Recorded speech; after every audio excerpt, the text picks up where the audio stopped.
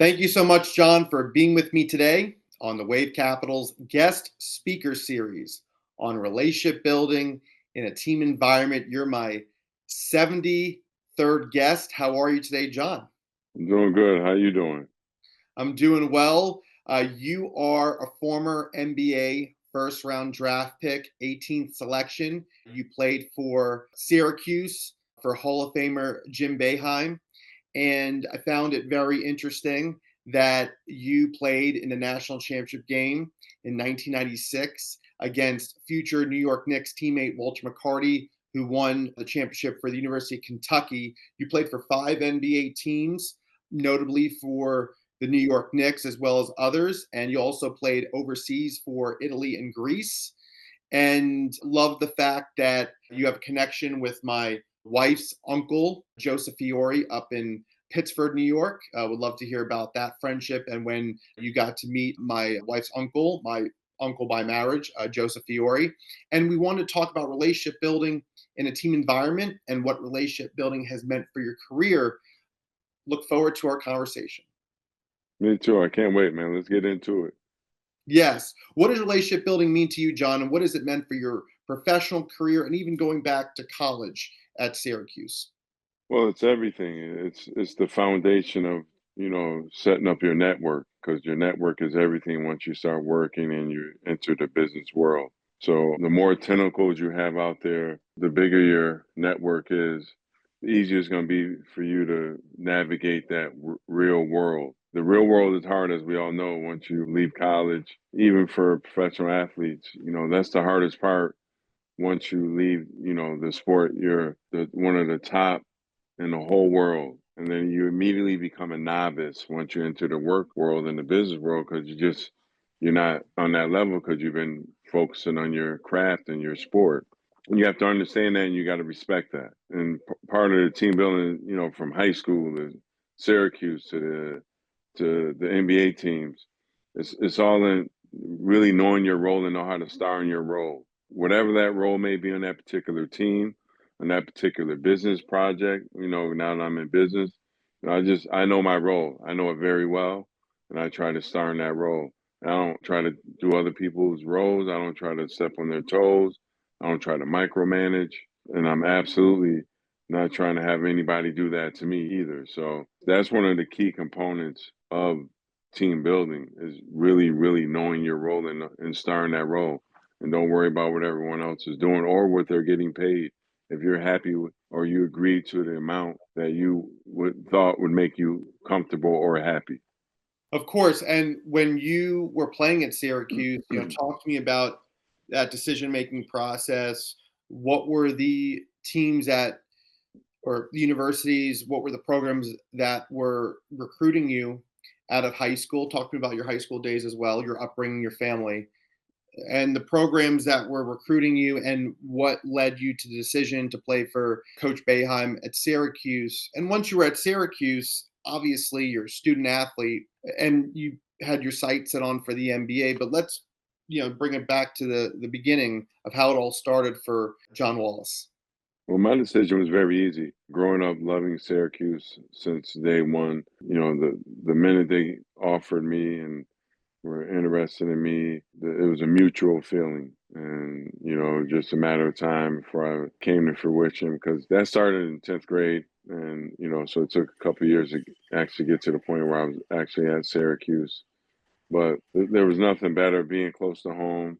My mom was at like almost every game. I had a son at the end of my freshman year, so my son was there. Like that all that factored in. There was multiple factors that made it an easy choice. Besides the fact that I loved the school, everything else is just cherries on top, multiple cherries. And so I wouldn't change anything about my college experience, not one iota.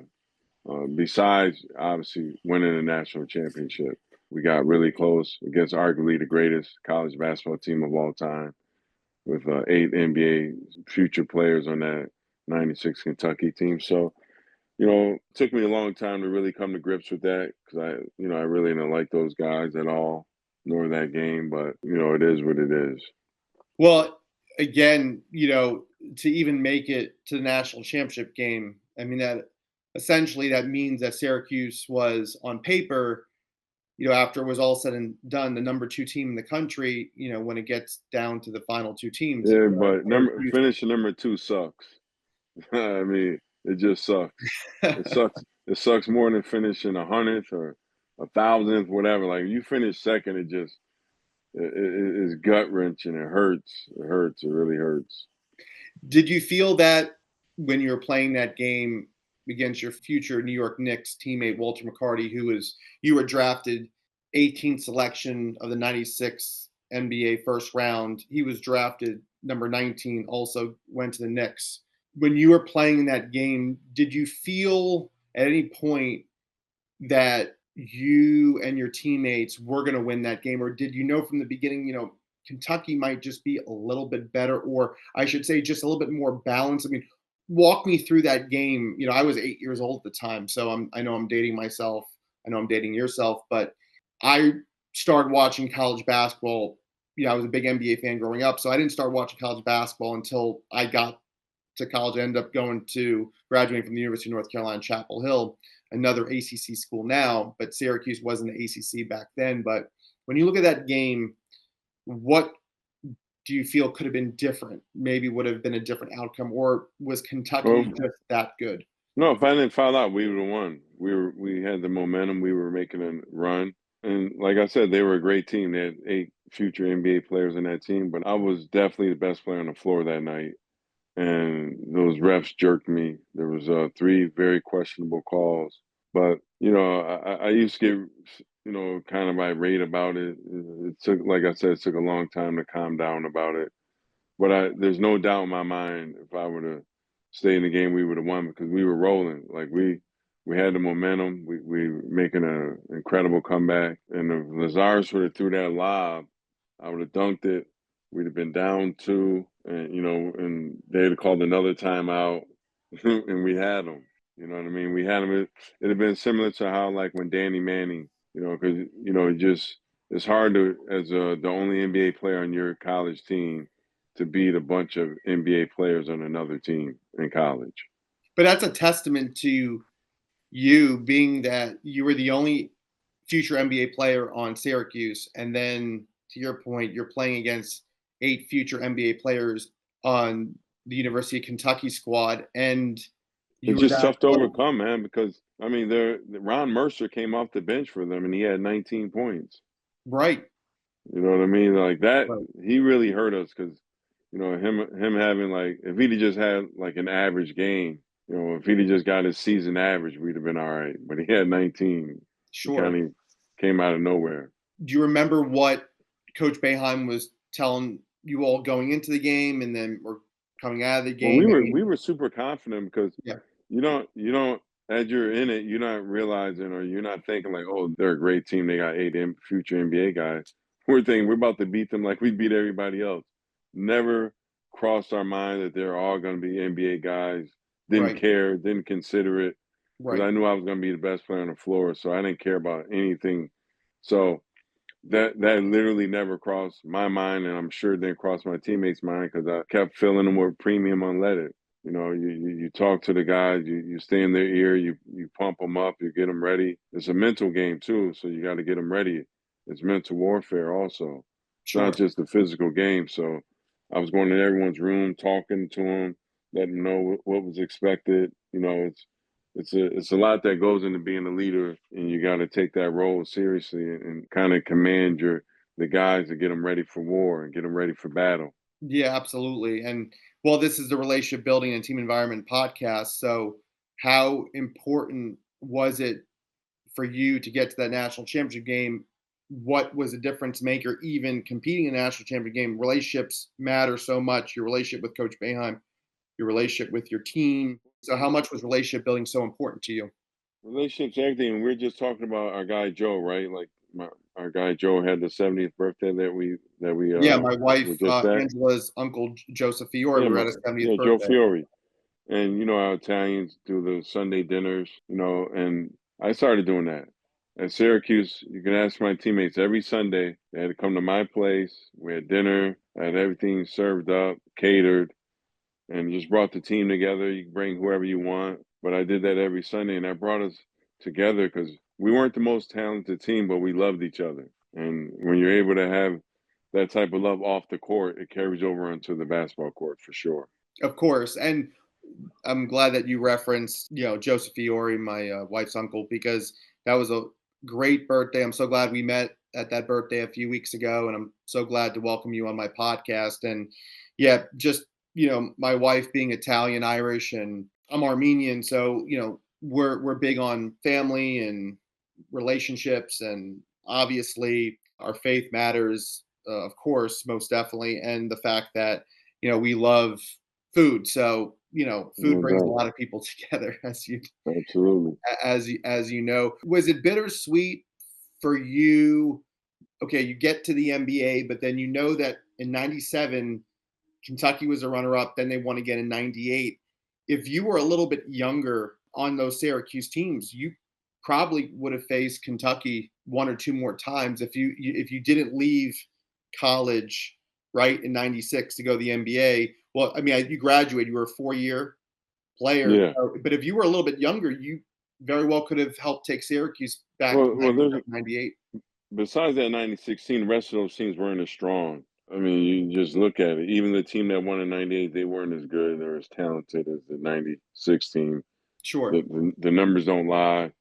Just look at what those guys did in the NBA versus the other teams you're talking about. There's no comparison. That sure, '96 team was strong, and that's why they won it all. That's the only team that could have beat us that year because we were rolling. We had we were playing, and we were just as good as any team. Didn't matter how many NBA guys they had until that night when they had so many of them. sure. When you got guys that barely played that and made it to the league on your team, like Nazir Muhammad and those guys, barely got in the game. He was an NBA guy, so that's how deep they were. Of course, of course. And talk to me about draft night. I watched on YouTube when David Stern announced you as the 18th selection in the '96 draft, and they had the camera on you. You looked so happy, obviously getting drafted. They showed image of your father and your mother as you were on stage with Commissioner Stern at the time. Talk to me about that night. Leading up to it, thoughts, emotions you had, conversations, just how happy were you to be drafted as a New York Knick? And did you have an idea? Was it right up until the draft you found out that New York was going to select you, or did you have a sense that No, maybe New York was going to select you? no, that was a surprise to everyone because I was supposed to go higher. I didn't work out for the Knicks. I worked out for the top 6 or 7 teams for the draft. So being drafted at 18th never entered my mind, but I'm telling you, it was a blessing in disguise. Being still part of the Knicks family and everything I do off the court and on the corporate side with the Knicks. So it's been a blessing in disguise. But that night, I was upset until I found out I was going to New York. So I love New York, being in a Yeah, big market. I was able to get a nice shoe deal immediately because of the big market. So all the slots I filled, the Carl Kanai deal for 750,000 made up for everything. So that was the night that all those years and all that work and all that dedication, it just paid off that night, and it was a really really good feeling.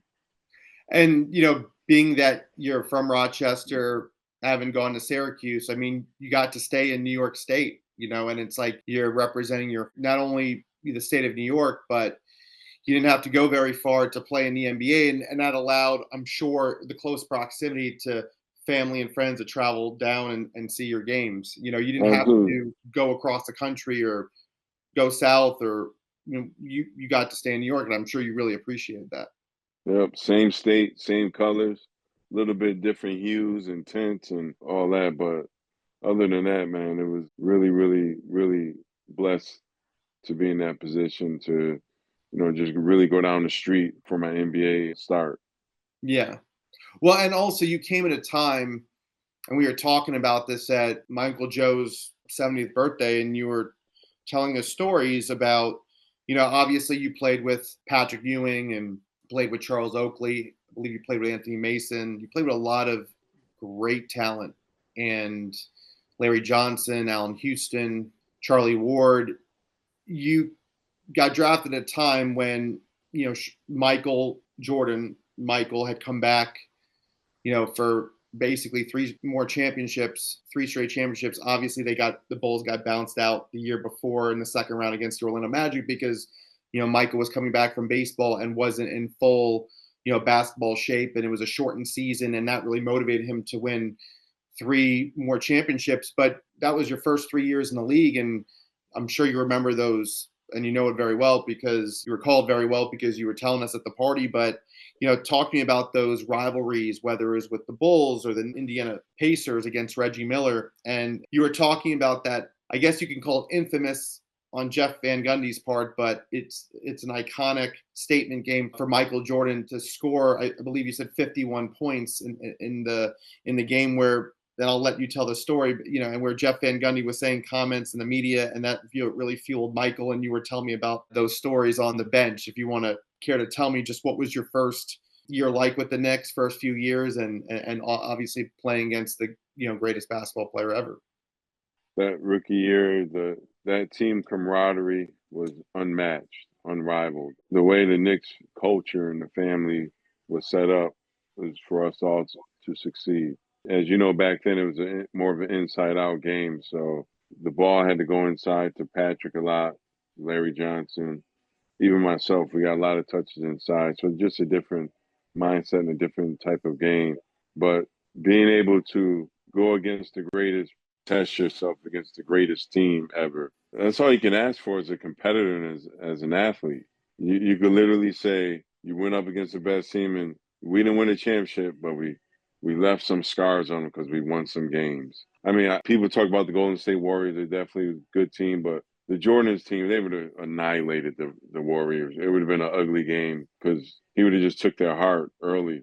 I know those guys are good, but Jordan was just a different maniacal animal. And I don't think, it's just hard to be able to withstand that for a 7-game series, let alone the 6 games, because Jordan never played 7 in the finals. He always won his in 6 or less.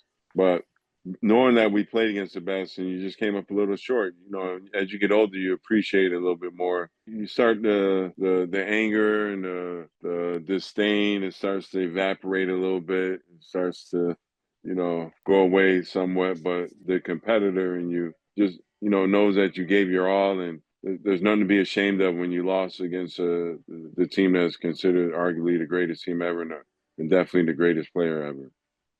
This might sound rhetorical because, I mean, for a former NBA player and a first-round draft pick like you, get into the NBA, you pretty much dominated in college. You're coming off a national championship runner-up team in Syracuse. And you're playing with Walter McCarty, who had won the title game with you opposing him, and you're both on the Knicks, and you're obviously rookies, and then obviously it's a different style of play. I mean, you basically see the difference between the college game and the NBA game at that time. But, what was it about Michael Jordan from your perspective? Obviously, you mentioned his competitiveness and just his mindset, and it's, we just know that there's no other player in history like him. But when you're another NBA player, what is it about Michael, or going up against Michael, the greatest ever? What was it about him that made every other NBA player almost as if, like, relatively speaking, I mean, you all are in like the top 1% of your sport, but that, yes, there's one guy who's a little bit better than everybody else. But what was it about him that really takes you away from like your abilities to try to dominate like a team like the Bulls? It's his will to win. You could feel it on the court. And he doesn't get enough credit for being the greatest practice player. He practiced incredibly, insanely hard, which made the games a lot easier for him, and the culture he created in Chicago, which didn't exist at all before he got drafted in '84. Chicago's basketball team was non-existent. It was an afterthought up in Chicago. You hear the stories. I never played on a team with him, but I know numerous players who have, and they all raved about his practice habits and how if you didn't have those practice habits, you probably weren't going to make it on a team.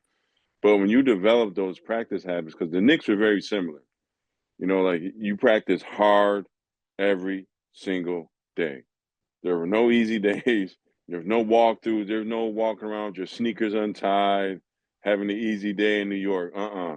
And it was the same way, and that's how you build a championship culture. Don't confuse the Patrick Ewing and the Knicks with not winning the championship with the fact that we weren't working hard. We were working hard every single day. We just were going up against a team and a player that was a little bit better. And obviously, as a player, a lot better because he's the best. But right, it wasn't for our lack of effort, preparation, all that. We checked every box you could check except they had Michael Jordan on their team. But, when you work that hard every single day, the games do become easier. When you work that hard every single day, your reactionary times in the games become that much quicker because you're just able to react and read.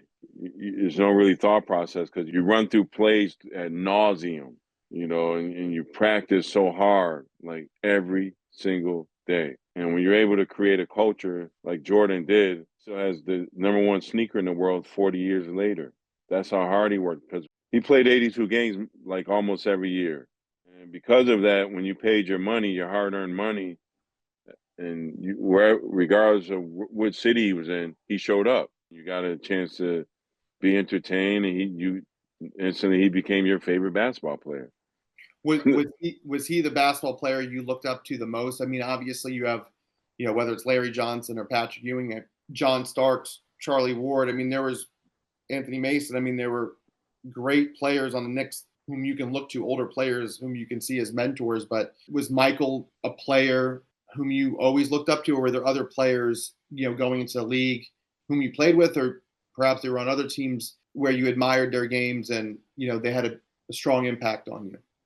Well, definitely other players also, especially coming from Syracuse. I had Derek Coleman and Billy Owens, who were guys I was trying to emulate my game after. So definitely looked up to them. Michael Jordan was someone you looked up to and you try to do things like, but I mean, he was otherworldly. He's like a demigod. So I mean, you try to look at things that mortals can do, and and you try to align yourself more or try to emulate people more within your realm of being able to emulate them. So, but in terms of Michael Jordan was just a whole movement in terms of his style, the way he played above above the rim, the way he just his whole swag that he brought to the game with the baggier shorts, the sneakers. It was just a whole movement that he brought in, just like how the '96 draft, we ushered in the whole hip hop movement in the NBA. Before us, Michael Jordan, those guys used to listen to Anita Baker and Luther Vandross before games. And we were all coming in rocking all hip hop right from right out the gate. Right. And we kind of ushered that in with like AI and Stephon Martin, all those guys with the tats. That was all '96. We all had our little eras and our little stamp that we could put down and flags we could put down in different eras of the NBA. And the NBA is always going to be thriving and on to the next era and on to the next group of guys. But the one they always going to talk about is Michael Jordan for a reason, because he worked so hard, he wanted to win, and he was just a dominant player, dominant. Right, and you talk about '96, and yeah, you can see my picture of me and Michael Jordan above my right shoulder. I met him, 20 years ago. One of his closest friends, also a guest on my podcast, Fred Whitfield, who helped him run the Charlotte Hornets for many years. And, when I think about, like that '96 class, you mentioned Allen Iverson, Stephon Marbury, Kevin Garnett, Kobe Bryant. No. Garnett's not in that draft. Oh, Garnett was 95? 95. But it was Kobe, it was Allen Iverson, it was Steve Nash, Stojakovic, Sharif Derek Abdul-Rahim. Fisher, Jermaine O'Neal. Yeah, and you were featured on the Slam magazine with the '96 draft class, I believe. What was that like, doing that photo shoot? We did it down in Orlando. It was cold. It was very cold. We did it early in the morning. It was still chilly before the sun really warmed it, so it was cold. And it was a lot of like, let's hurry up and get this over with, man, because we were all freezing out there. And AI got sent home, so that's why he's not on that cover. We all went out one night, and the next day we were kind of late, for the rookie transition, and they were like, if you're late again, you're gonna get sent home. And I assumed he was late again, and that's why he wasn't there, and he got sent home because he wasn't there the rest of the week. Wow, that and I've met Allen Iverson before many years ago in Charlotte, and well, I learned something new that makes sense. He's supposed to be on the cover. He's a '96 draft pick, but and I live in the Orlando area, so any particular reason I would have been 8 years old at the time. So any particular reason that they wanted to do the photo shoot in Orlando? But that's where they used to hold the rookie transition program.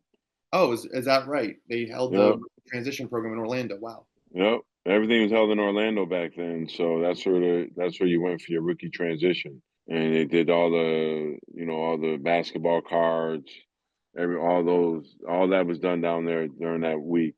It was all That's so done like cool. during the same week. Yeah, That's so cool. And you also were featured in He's Got Game with Denzel Washington and Ray Allen. Talk to me about being featured in that movie. that was a Spike Lee gave us a chance to audition, and we all took him up on it. Most of us did, anyways, and I got the part. It was one of those things where never thought I'd be in a movie, and then ended up being in two movies. I was in He Got Game and Bamboozled with Spike Lee. Yeah, that's right. That's so cool. What was it like working with Spike Lee? Spike's the man. Spike's so easy to work with, man, and he just such a trailblazer in the way he's shot films and what he's been doing for his whole career, and he's the ultimate Knicks fan. So I probably had a little inside track on everyone else just because I was part of the Knicks. Yeah, absolutely. And did you have a chance to, when you weren't filming, but did you have a chance to speak with Denzel Washington and have conversations with him? No, not really, because honestly, man, I didn't really get the acting bug like some of those guys, so I wasn't hanging around set. I mean, I met Denzel and all that, but like when my parts was over, I was out. There's a lot of sitting around. I mean, you be there 18 hours at a time, man. So when they Right. said you were done, I got out of there. I went home. So I wasn't hanging like some guys hung around. They really got the acting bug, and they wanted to because some of the people that was on that was on that movie end up becoming big time actors and actresses. Sure. So they got that bug, and they literally hung around set all day, every day. They barely slept. They literally slept in their cars, and I Wow. just never got the acting bug like that. So But to say that you were a part of it, I mean, that's amazing. I mean, that's history right there. I mean, that's basketball movie history. But the fact that you were featured in both those Spike Lee movies as well, that's truly amazing. And then, so you played with four other NBA teams, and one of the teams you played for was the Toronto Raptors, and you played with my friend Kevin Willis. When you left the Knicks, and then obviously you came back in 1999, but when you played for other teams, what were those experiences like? And did you often miss the Knicks and hopefully looking to return there? well, there's nothing like playing for New York, and the shirt says it all. Once a Knick, always a Knick. I love it. And that is a cliche, that moniker, whatever you want to call it, but it's real. And being a part of the Nick family since basically I got drafted in '96, and now being on the corporate side and working with the Knicks for the last 15 years, myself and 30 other former Knicks and another 30 former Rangers are all on staff and working year round. It's one of the things that Mr. Dolan doesn't get enough credit for is the things he do for you after you're done playing, and when the ice melts for the hockey players and when the air is let out of the ball for the basketball players. And he's still there to help us out, and it's been a beautiful thing.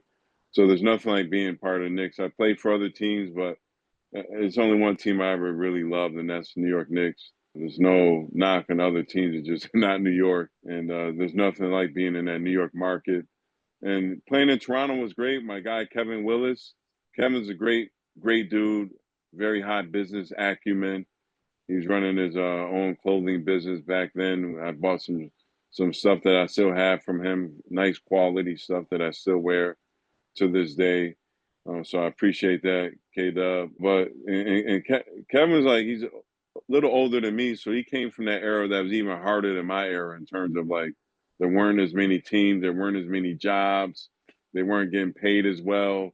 So it was really, really the survival of the fittest. And obviously he survived having a very long NBA career, being one of the original NBA, tough guys and just just a hard worker and just brought his lunch pail and his hard hat every day. Yeah, absolutely. And I have a picture in my office with him. I used to live in Atlanta as well. And believe it or not, I met Kevin at Starbucks, which it was a Starbucks that was right next to a Barnes and Noble. And I saw him online and I introduced myself. And then we've stayed friends ever since. It's been, some time since I've last spoken with him, but he and I spoke after the pandemic, of course, but I know that he's just very busy. But we've kept in touch over the years, and actually, I heard from him a couple years ago through social media. He's doing well and running his business. And he was, after the pandemic, he was building a new shop for his clothing business, which was really cool. And I'm so glad. Next time I speak with him, I'll tell him you said hello. Great guy, and I'm glad that you saw him as a mentor. And he was in Michael Jordan's 1984 draft class, Michael Jordan obviously being the third pick in the draft and Kevin being the 11th pick in the draft. And I know that because 11's, my wife and I, it's one of our favorite numbers. My wife and I met on the 11th of October back in 2018. So anytime we see the number 11, we always feel like it's a good sign. And I was born on May 11th, so there you go. But you talk about the New York market, you talk about the New York Knicks. So talk to me about your post-NBA days. After you played overseas as well, you played in Greece and Italy. Briefly talk about your time overseas. What was that like? What was the transition like having played in the NBA? Did you have fond memories playing overseas? No, it was great overseas. I loved it. Very passionate fan bases over there. And that's why you're starting to see so many European players in the NBA. And honestly, since 2019, all of the NBA MVPs have been European, from Right. out of the United States. I think that's an incredible stat, seeing how dominated the NBA was by the American players for such a long period of time. I Yeah. mean, it's unfathomable to think that a player besides Arvydas Sabonis, who was like, one of those otherworldly guys who was like could have been considered the best player in the world at one point. But Sure. other than that, no European really ever had that title. Dirk Nowitzki had it for a second, Tony but Kukoc. Tony Kukoc. But Tony Kukoc is never considered the best player in the world, ever. Never. Right. Because he's playing there Michael Jordan. So he was never considered the best player in the world. He wasn't even considered top 10 in the world when he played, because he's played in that era with Michael Jordan and Scottie Pippen. Those guys are just a lot better than him, and they I think proved when it. he won Sixth Man of the Year, I mean, you could credit the fact that he played for the Bulls and that helped him become Sixth Man of the Year. But I think that if Tony Kukoc didn't play with Michael Jordan, I don't know how much of his talent would have translated to the NBA because Exactly. he triangle offense under Phil Jackson. Plus, plus, he never led an NBA team to a title being the best player in the team like Dirk Nowitzki did. Dirk Absolutely correct. Nowitzki him. Giannis is in that conversation. Obviously, Jokic is in that conversation. Doncic is trying to enter that conversation, but those are the greatest European players we've ever seen. Yeah, Those guys were able to put an NBA team on their back, not win. Doncic and those, obviously those guys, you can win in European championships, but when you put an NBA team on your back as a European player and you win an NBA title as the best player on that team, that says a lot. That is something we hadn't seen. Dirk did it first. Tim Duncan's a Virgin Islands, so it's a little different. And Tony Parker was good, but he wasn't better than Tim Duncan. Tim Duncan was the most dominant player. So that's why, it kind of falls to like Dirk Nowitzki was the first one to do it. Jokic, Giannis, those guys are just incredible players, and they deserve all the recognition that they've received and will receive, moving forward.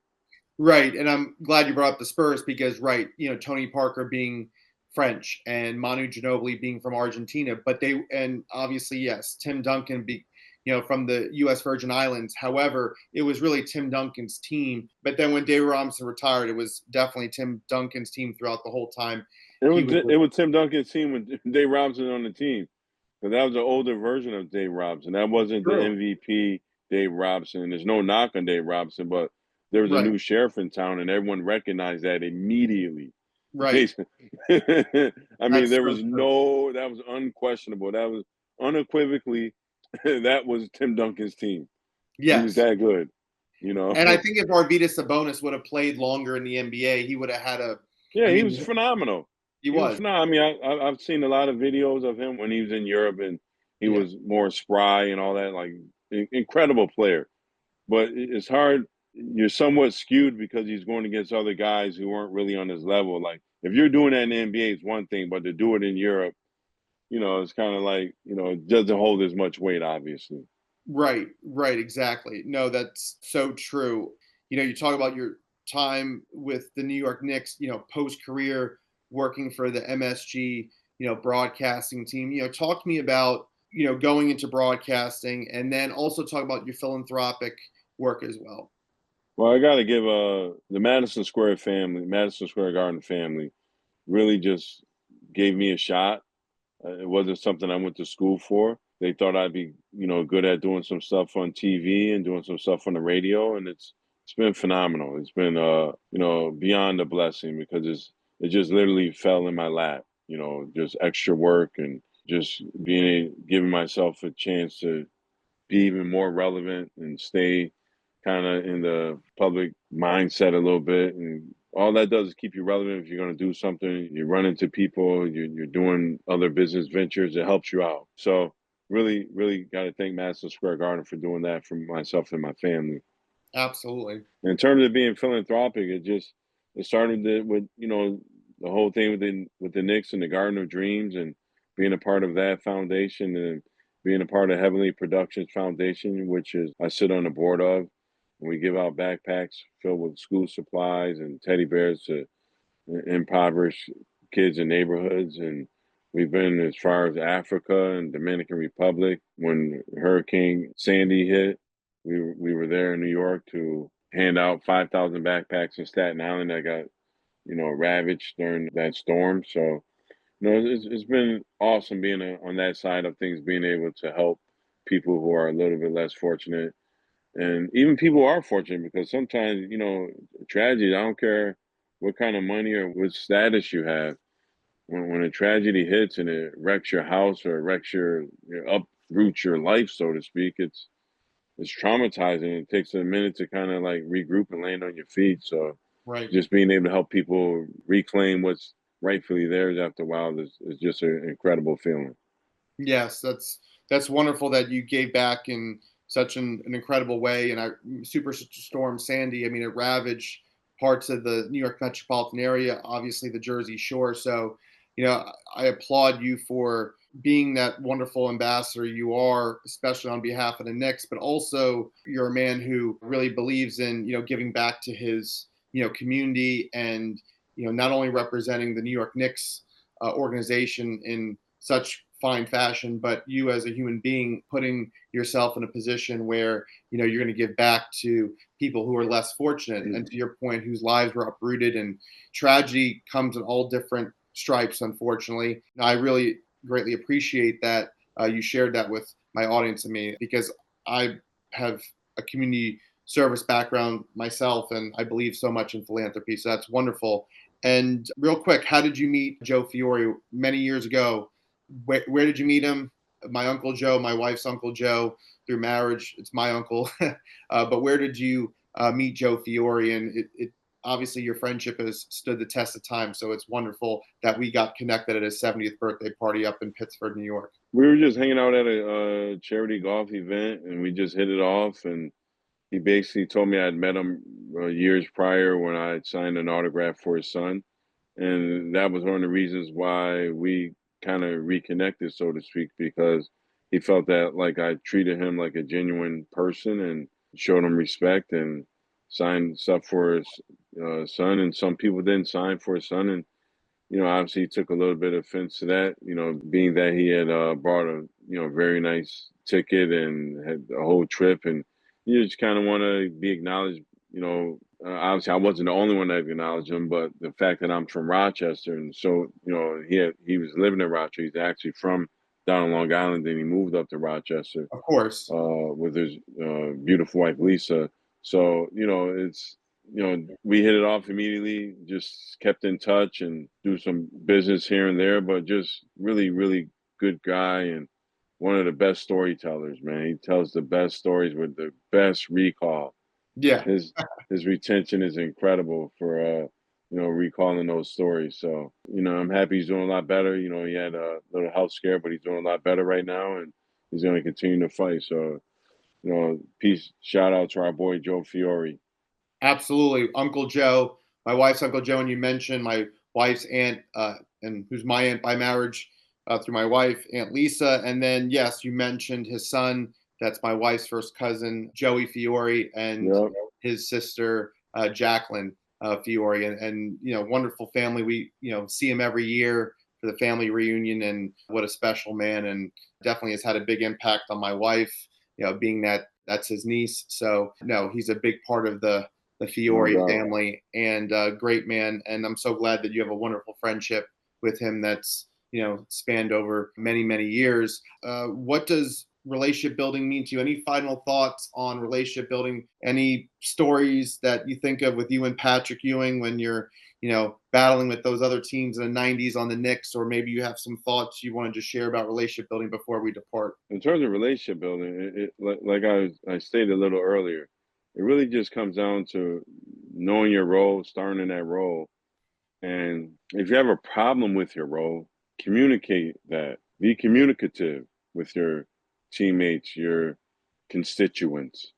Don't just, bottle it in and try to, deal with it yourself. Talk to the people around you who may be affecting the way you feel. So that way you can make the team better by acknowledging something that's bothering you. You address it, and then you're able to move on.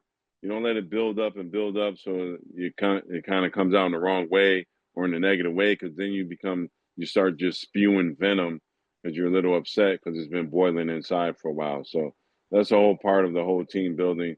At some point, unless you're the CEO forever, we're all going to be a part of a team. You got to know how to play your part within that team. Even the CEO, because he's got to be able to pick the right people to help him run that team. If he hires all the wrong people, he or she hires the wrong people, that company won't thrive or survive. Right, exactly. And I think about just the teams that you played on and playing for the Knicks, and whether it was playing for Jeff Van Gundy and obviously the Dolans owning the Knicks, but Patrick Ewing was the main leader of that team for many years. But you all had your role, you had all your contributions respectively, and that's what made you a part of one of the greatest NBA teams of the 1990s. You definitely made it hard for the Bulls, the Pacers, and everyone else in No the Eastern doubt. Conference. And you're definitely a guy I've known for many years, even before officially meeting, because I'm a big collector of sports cards. I have probably over 4,000 sports cards, and definitely Wow. I have a John Wallace card somewhere. I know No it for doubt. sure. Appreciate the love, my brother. Thanks for having me on your show, man.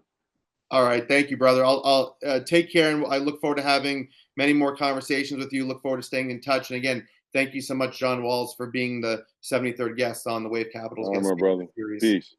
Peace. Take care. Have a good one.